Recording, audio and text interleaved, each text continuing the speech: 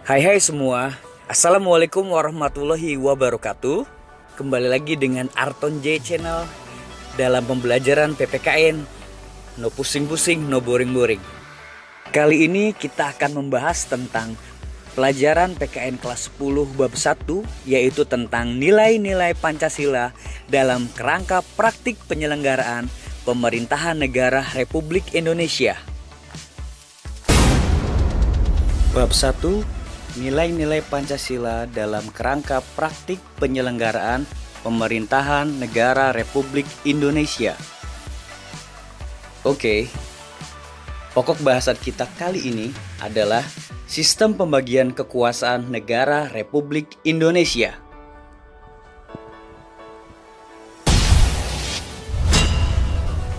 Kompetensi dasarnya adalah menganalisis nilai-nilai Pancasila dalam kerangka praktik penyelenggaraan pemerintahan negara Republik Indonesia. Kemudian, indikator pembelajarannya, peserta didik dapat mendeskripsikan sistem pembagian kekuasaan negara Republik Indonesia. Tujuan pembelajarannya adalah peserta didik dapat mendeskripsikan sistem pembagian kekuasaan di negara Indonesia. Kemudian, peserta didik dapat menyebutkan macam-macam pembagian kekuasaan. Apakah yang dimaksud dengan kekuasaan? Robert McIver mengatakan bahwa kekuasaan adalah kemampuan untuk mengendalikan tingkah laku orang lain, baik secara langsung dengan jalan memberi perintah atau dengan tidak langsung dengan jalan menggunakan semua alat dan cara yang tersedia.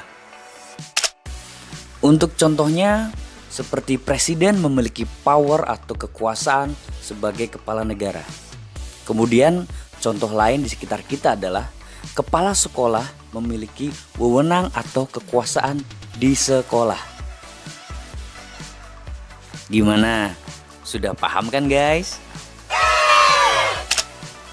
Tahukah kalian, ada dua teori yang berkembang di dunia. 1. John Locke. 2. Montesquieu.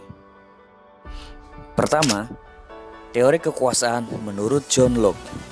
Dalam bukunya yang berjudul Two Treatises of Government, mengusulkan agar membagi kekuasaan negara menjadi 3 tipe kekuasaan, yaitu A.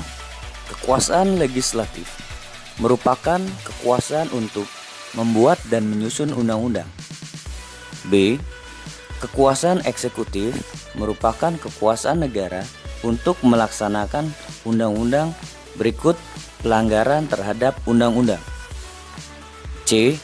Kekuasaan federatif, yaitu kekuasaan untuk melaksanakan hubungan luar negeri.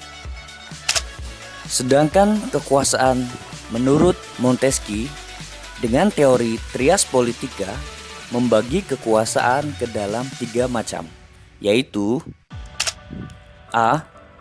Kekuasaan legislatif, yaitu kekuasaan untuk membuat dan membentuk undang-undang. B. Kekuasaan eksekutif, yaitu kekuasaan untuk melaksanakan undang-undang. C. Kekuasaan yudikatif, yaitu kekuasaan untuk mempertahankan undang-undang, termasuk kekuasaan untuk mengadili setiap pelanggaran terhadap undang-undang. Nah, bagaimanakah sistem pembagian kekuasaan negara Republik Indonesia? Yang pertama, ada lembaga eksekutif, di dalamnya ada presiden dan jajarannya. Kemudian yang kedua, ada lembaga legislatif, di dalamnya ada MPR, DPR, dan DPRD. Kemudian lembaga yudikatif, di dalamnya ada Mahkamah Agung, Mahkamah Konstitusi, dan Komisi Yudisial. Perlu kalian ketahui, pembagian kekuasaan negara Republik Indonesia memiliki 2 pembagian kekuasaan. Yang pertama, ada pembagian kekuasaan secara horizontal, yaitu pembagian kekuasaan horizontal merupakan pembagian kekuasaan menurut fungsi lembaga-lembaga tertentu, yakni legislatif, eksekutif, dan yudikatif. Kemudian yang kedua, pembagian kekuasaan secara vertikal merupakan konsekuensi diterapkannya asas-asas desentralisasi. Dengan asas tersebut, pemerintahan pusat menyerahkan wewenang pemerintahan kepada pemerintah daerah otonom dari provinsi dan kabupaten atau kota untuk mengurus dan mengatur sendiri urusan pemerintahan di daerahnya. Oke guys, demikian materi kita kali ini tentang sistem pembagian kekuasaan negara Republik Indonesia. Kalau ada yang ingin ditanyakan, silahkan kalian komen di bawah ini. Kemudian jangan lupa like, share, and subscribe channel ini. Sekian dari saya, semoga bermanfaat. Wassalamualaikum warahmatullahi wabarakatuh.